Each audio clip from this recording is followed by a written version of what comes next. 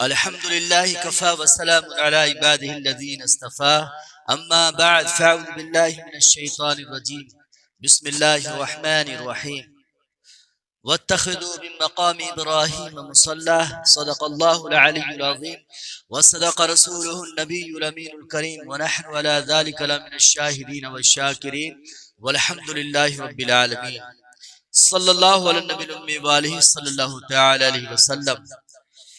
دنیا کے بت قدوں میں پہلا وہ گھر خدا کا، دنیا کے بت قدوں میں پہلا وہ گھر خدا کا، ہم اس کے پاس باں ہیں وہ پاس باں ہمارا۔ محترم سامعین، سورۃ البقرہ کی جس آیت کریمہ کو میں نے تلاوت کیا ہے اس کا مفہوم کیا ہے؟ کنز الایمان ہے۔ امام اہل سنت کیا تحریر فرماتے ہیں؟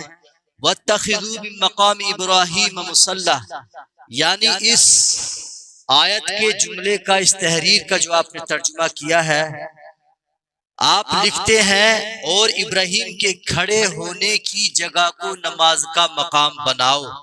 یعنی حضرت ابراہیم علیہ السلام جس مقام پر کھڑے ہو کر اللہ کی رضا اور اس کی خوشنودی حاصل کرنے کے لیے جو کام انجام دے رہے تھے، یعنی خانہ کعبہ کی تعمیر کا کام کر رہے تھے، تو اللہ تبارک و تعالی نے حکم فرمایا کہ جس جگہ اللہ کی رضا کے کام کیے جاتے ہیں، اللہ کی رضا کے لیے کام کیا جاتا ہے، وہ مقام، وہ لمحے اللہ کی بارگاہ میں اتنے پسند آئے، اللہ تبارک و تعالی نے یہ فیصلہ فرما دیا، حکم فرما دیا کہ جس جگہ کھڑے ہو کر میرے نیک بندے کام کو انجام دیں، وہ جگہ برکت والی ہو جاتی ہے، ٹھیک ہے، وہاں پر اللہ کی رحمت ہوتی ہے۔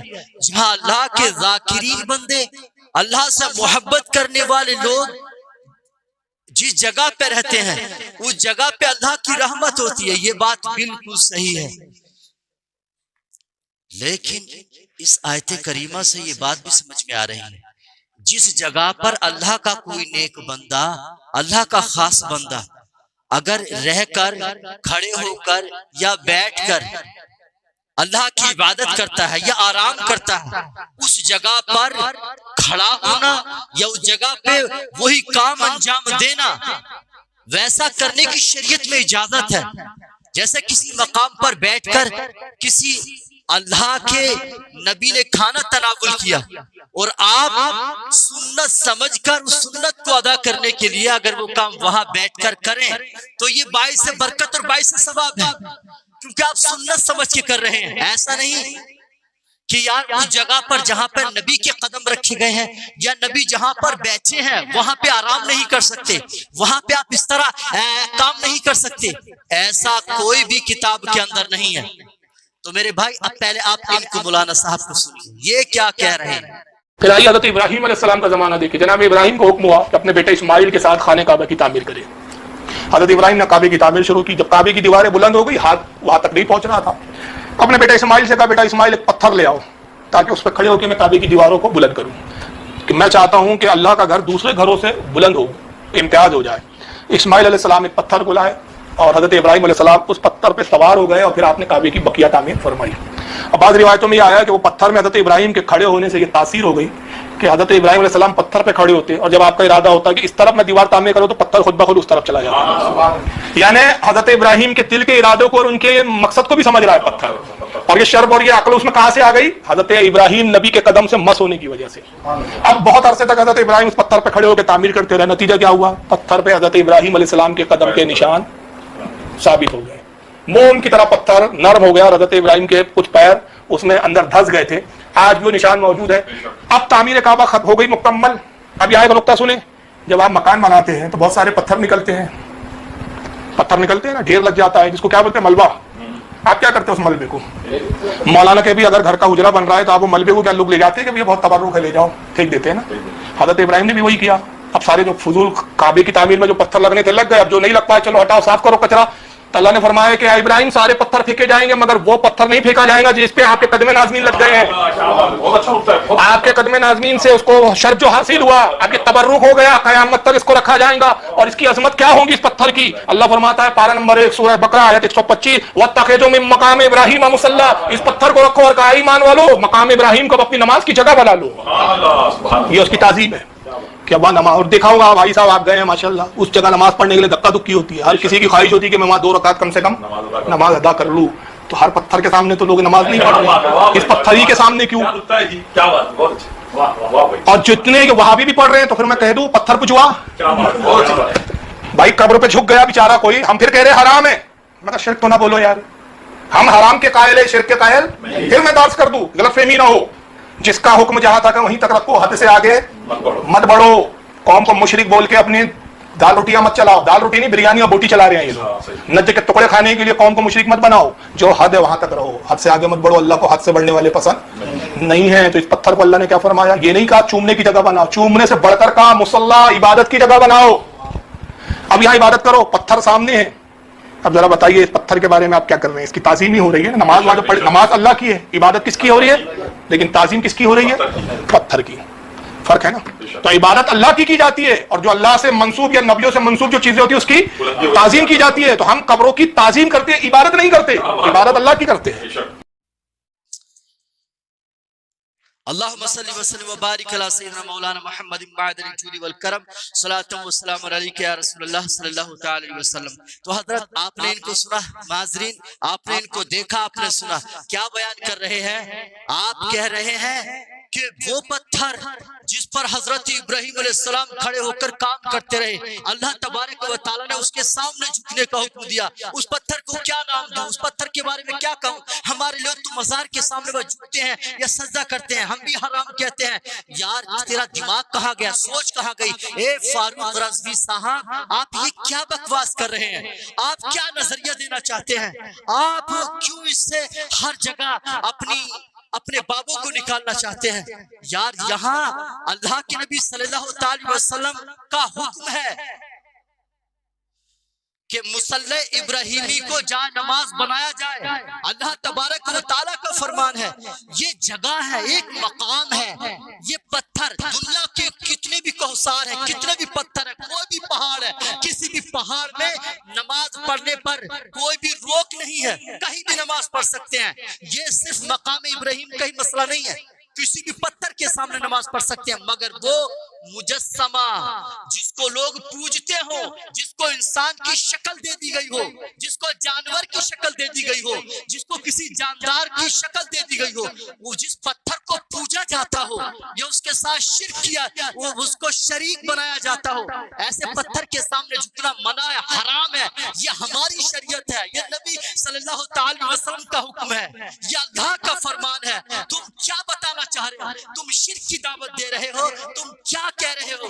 کبھی تم نے اپنے بھیجے سے اس بات کا حساب لگایا ہے؟ تم اپنی بات کو اوپر کرنے کے لیے کیسی کیسی بکواس کر جاتے ہو. تمہاری تحقیق کو سن کر شرم آتی ہے کہ تم کس طرح کی بکواس کرتے ہو. کون سا دین پیش کر رہے ہیں آپ؟ یہ جہاں نبی صلی اللہ تعالی وسلم کا حکم آ چکا ہے، اللہ کا حکم ہے اس پتھر کو جا نماز بناؤ.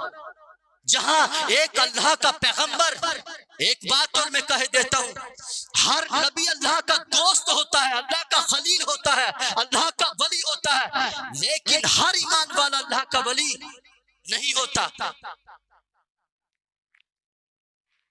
بات کو سمجھنے کی ضرورت ہے. ہر نبی اللہ کا ولی ہوتا ہے.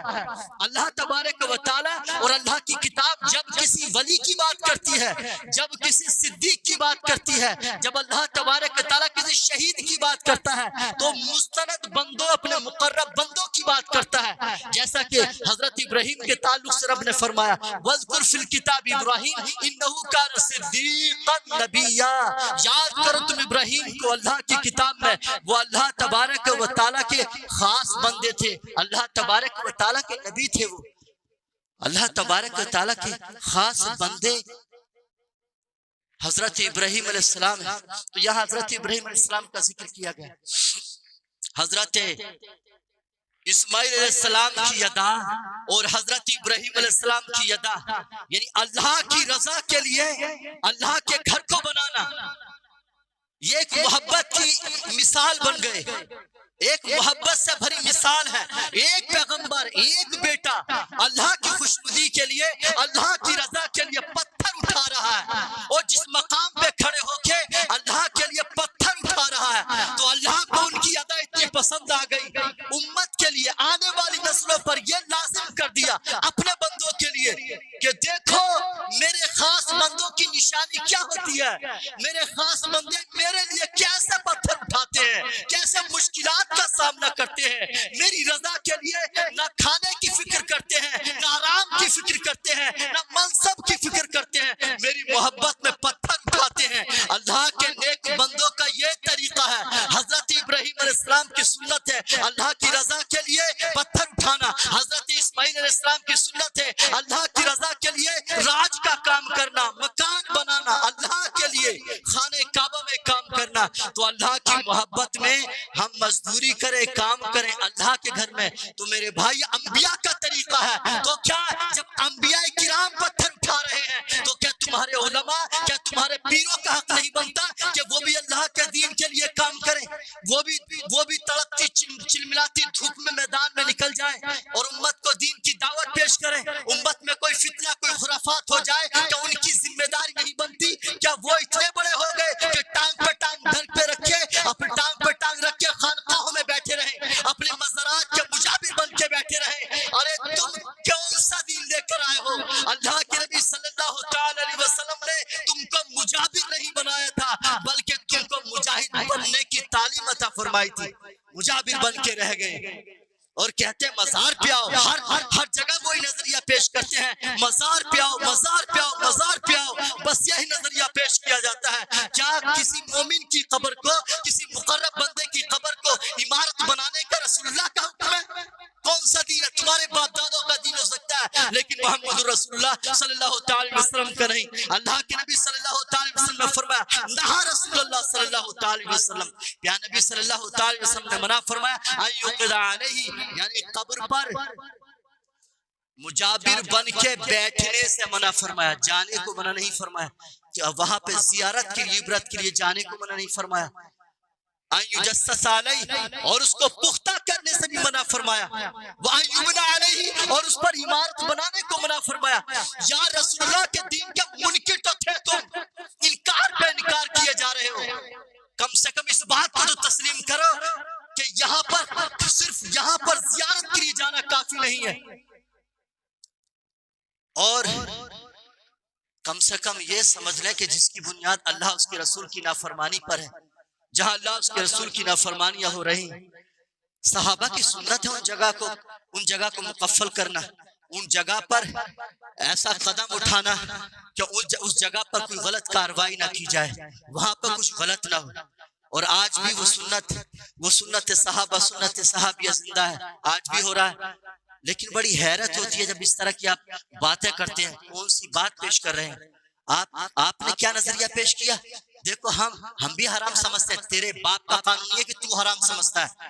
حرام وہ ہے جس کو رسول اللہ نے حرام فرمایا، منع وہ ہے جس کو اللہ نے منع فرمایا، اس کے رسول نے منع فرمایا۔ یہ رسول اللہ صلی اللہ تعالی وسلم کا حکم ہے کہ لا تتخذوا قبری مسجدا، اللہ کے نبی صلی اللہ علیہ وسلم نے فرمایا میری قبر کو سجدہ گاہ مت بنانا، میری جگہ پہ میری قبر پہ آ کے سجدہ مت کرنا، کسی بھی نبی کی قبر کو تعظیم کے لیے سجدہ کرنا میں حکم دیتا ہوں حرام ہے۔ اللہ کے نبی صلی اللہ تعالی وسلم نے منع فرمایا کہ قبر کو سجدہ گاہ نہ بنایا جائے۔ تم کہتے ہو، ہم بھی کہتے ہیں، تیرے باپ کا قانون ہے کہ تم کہتے ہو یہ شریعت کا قانون ہے، یہ کیوں نہیں کہتے شریعت کا قانون ہے؟ باپ دادا کا دین کیوں پیش کرتے ہو؟ ارے باپ دادا تو تمہارے حشر کے میدان